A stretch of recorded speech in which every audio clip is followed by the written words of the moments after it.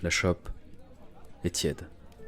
Je la fais tourner lentement entre mes doigts, comme si le simple mouvement pouvait lui redonner un semblant de vie.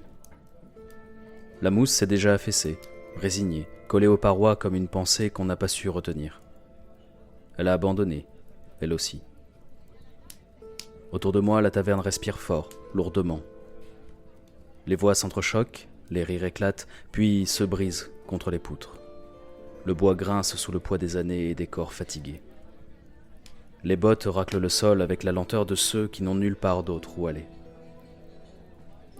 Une chaleur épaisse s'accroche à tout, comme une couverture trop lourde dont personne ne peut se défaire. Elle sent la bière renversée, la sueur séchée et cette soupe trop salée qui mijote depuis des heures. Je suis assis là depuis longtemps, je crois. Assez longtemps pour devenir un élément du décor, une ombre de plus. Personne ne me regarde, personne ne me remarque, et dans cet oubli, il y a une forme de repos. Le banc sur lequel je suis assis est dur, irrégulier, légèrement collant. Quelqu'un a renversé quelque chose ici. Peut-être ce matin, peut-être hier, peut-être que ça ne sèche jamais vraiment. Peut-être que rien ne sèche jamais vraiment dans cet endroit. Mon manteau est toujours sur mes épaules, chargé de la poussière des routes. Il pèse plus qu'il ne devrait, mais je ne l'enlève pas. Si je le faisais, ce serait comme admettre que je ne fais que passer. Ou pire, que je reste.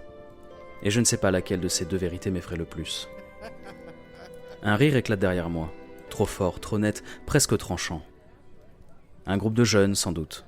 Le genre qui parle avec les mains, qui rit avec les dents, qui croit encore que chaque chemin mène quelque part, ou à quelqu'un. Je ne me retourne pas. Je n'en ai pas besoin. Je les reconnais sans les voir. J'ai été comme eux, ou du moins, je crois me rappeler. Ma main glisse vers la chope. Cette fois, je bois. Le liquide est amer, banal, sans surprise. Il n'y a rien à découvrir dedans. Pas de chaleur véritable, pas d'oubli, pas même une illusion convaincante. Juste ce goût, simple, honnête, qui rappelle une chose essentielle. Rien ne s'efface. On apprend juste à vivre avec. Je repose la chope avec un léger bruit sourd. Devant moi, la table est marquée, griffée, entaillée, blessée par des années de passage.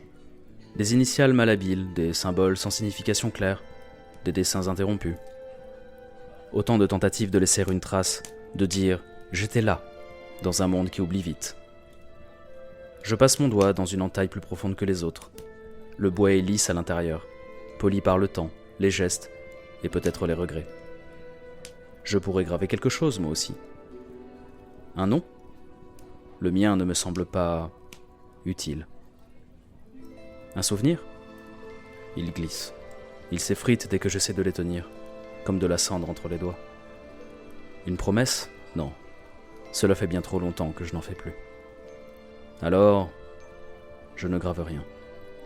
Je laisse la table telle qu'elle. La porte s'ouvre brusquement. Un courant d'air froid fend la chaleur étouffante de la pièce, s'insinue sous les vêtements, fait vaciller les flammes des chandelles. Pendant un instant, la taverne retient son souffle. Les voix baissent, les regards se lèvent. Quelque chose dans l'air a changé. Ou peut-être que c'est juste l'illusion du changement.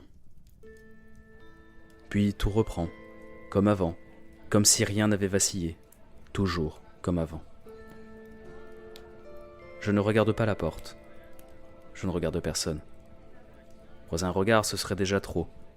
Ce serait une invitation, une question, une histoire qui commence et les histoires ont toujours un prix. Parler, expliquer, se souvenir, accepter une quête, une raison, un but, se relever. Je n'en ai pas envie. Pas ce soir. Peut-être pas demain non plus. Je termine ma chope, lentement cette fois, sans précipitation. Comme si chaque gorgée pouvait retarder quelque chose que je ne veux pas nommer. Puis je la repousse doucement. Le bois gémit sous le mouvement. Mon regard reste accroché au fond humide, à ce cercle sombre, où rien ne se reflète vraiment. Mes doigts reposent sur la chope un instant de plus, comme s'ils attendaient une décision. Elle ne vient pas. Elle ne vient jamais quand on l'attend. Alors je reste là, suspendu dans cet entre-deux fragile, presque invisible. Entre deux routes, entre deux vies, entre ce que j'ai laissé derrière et ce que je refuse encore de devenir. Et au fond, peut-être une pensée persiste, discrète, presque honteuse. Que personne ne me remarque, que personne ne m'appelle, que personne ne vienne poser une question entre mes mains fatiguées, que, pour une fois, le monde continue sans moi et que je puisse, enfin, rester immobile.